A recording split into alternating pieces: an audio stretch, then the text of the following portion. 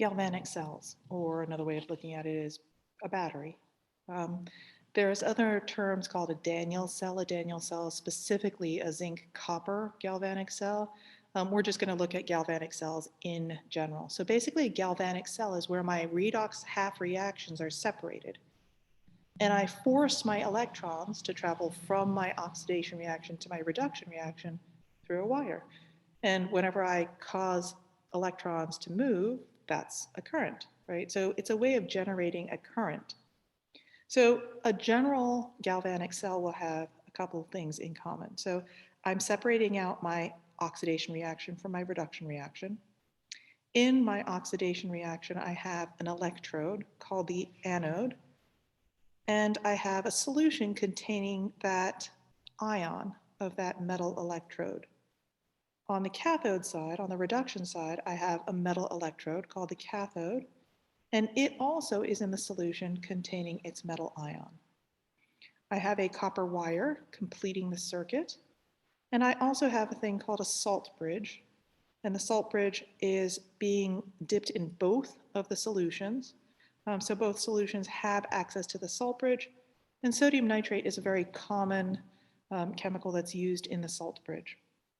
So the anode reaction is the oxidation reaction. That's where the metal becomes the metal ion and loses electrons, which travel through the wire, to the cathode side, where the metal ion in the solution grabs the electron and becomes the metal electrode. Right, so that's the basic setup. And we'll talk about what each component is needed for and why you have them.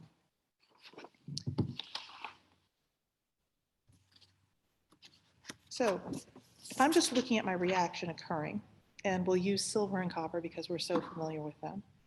Silver ion in my silver nitrate containing solution. Remember, I can't just put positive ion somewhere. It has to come in with a negative ion. So this is the salt.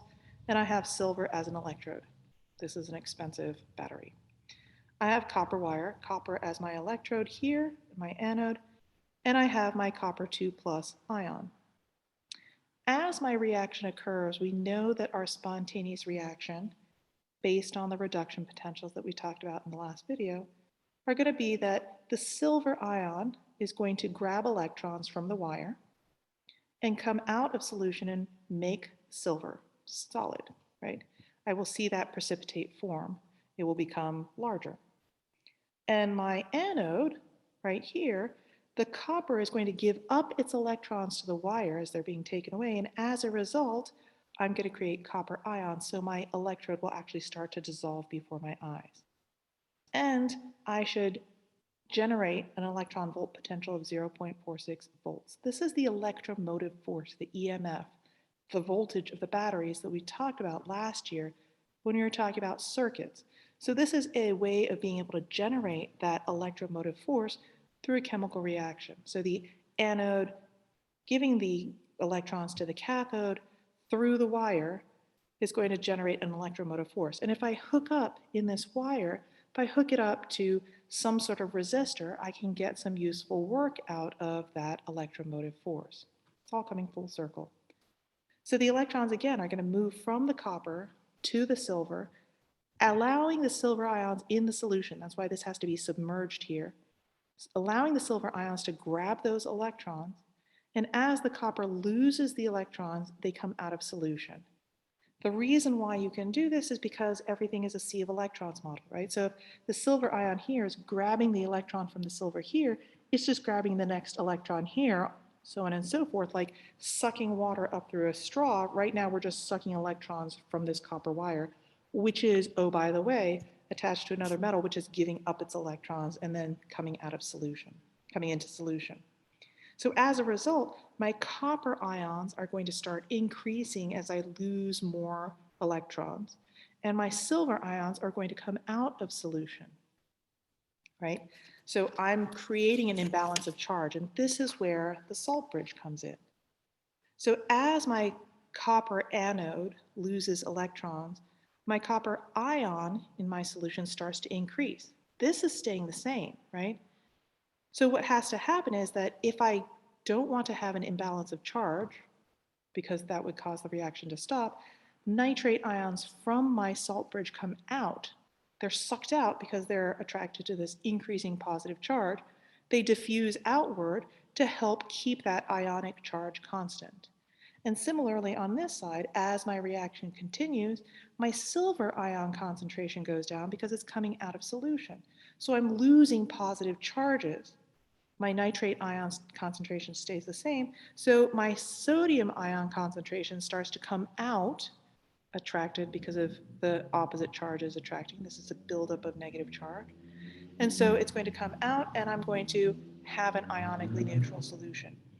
If I don't have the salt bridge, as my positive to negative ion concentration becomes something other than zero, either greater positive ion than negative or fewer positive ion than negative, the reaction is going to grind to a halt.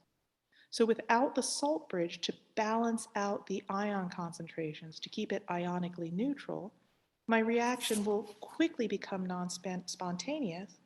So the salt bridge's function is really to allow the nitrate ions to flow into the anode and the sodium ions in this case to flow into the cathode area to keep everything ionically neutral. And what we tend to do is to put ions in the salt bridge that are not going to react with anything in here. So I don't want to put chlorine ions in here as my chloride ions as my negative ion, because that would cause a precipitate to form, and that would then cause this nitrate ion to increase, and that kind of defeats the purpose, right? You also don't want to have anything that's going to alter the pH in a way that would then affect the reaction as well. So it's always good to put a neutral salt in that also will not react with anything in either of the solutions. Example B, I have aluminum and a manganese dioxide electrode. When I look at their reduction potentials, the aluminum has the more negative or the less positive reduction potential, so it will be oxidized. So its oxidation potential will be positive 1.66. The manganese dioxide is more positive, and so it will be reduced.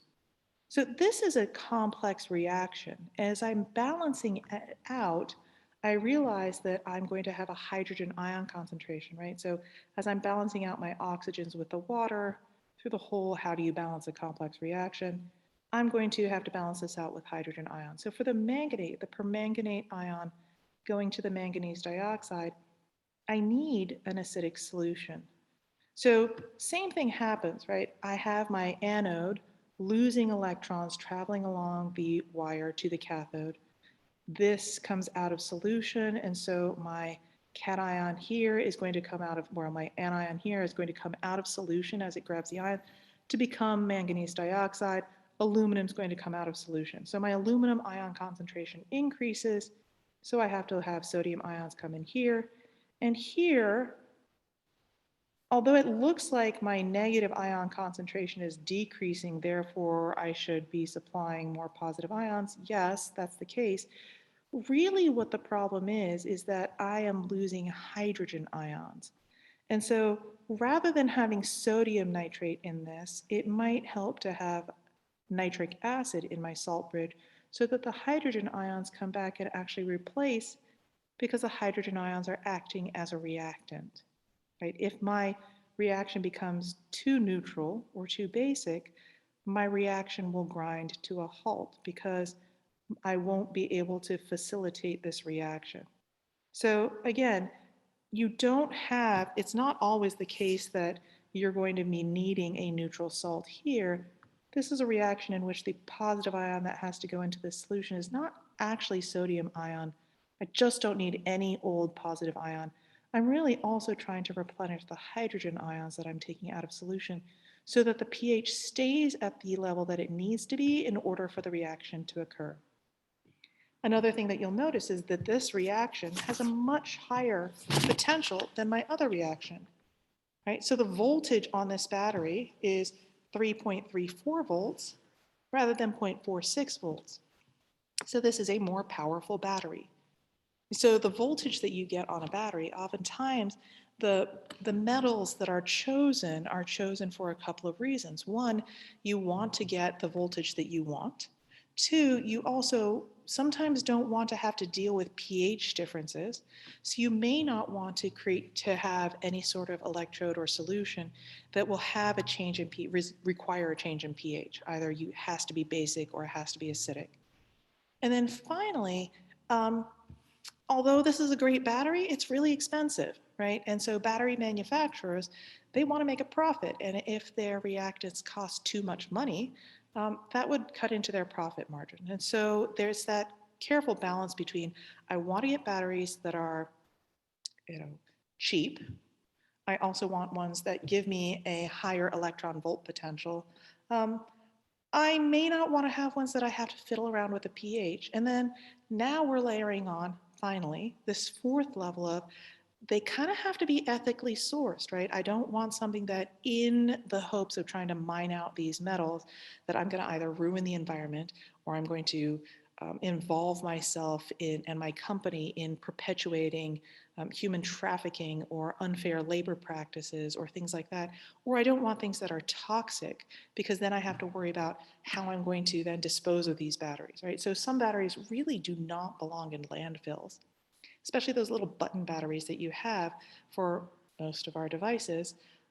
Those are highly toxic, and those are incredibly problematic both on the mining end, the producing end, as far as the labor practices that they have, and then the disposal end.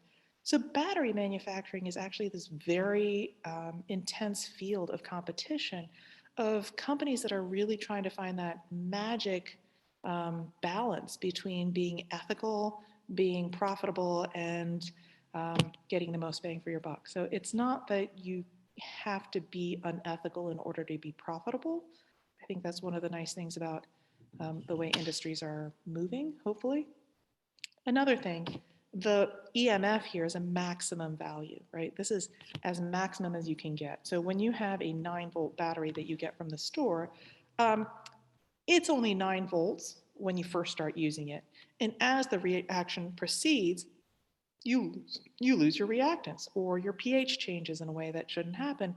So as a result, your battery runs out of juice, right? Your electron volt potential starts to decrease to the point where it can no longer do the useful work that you need it to.